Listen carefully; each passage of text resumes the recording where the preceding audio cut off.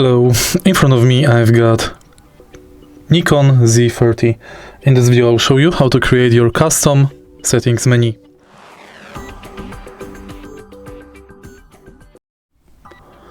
In the beginning, let's go to menu and scroll until you see custom settings menu. Enter it, and now you can select autofocus,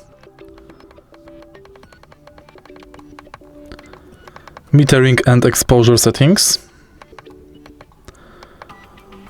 timers, AE lock, shooting and display settings, bracketing and flash, controls, and video settings. In the end, you can adjust your custom menu. If you find this video helpful, please leave like, comment, and subscribe.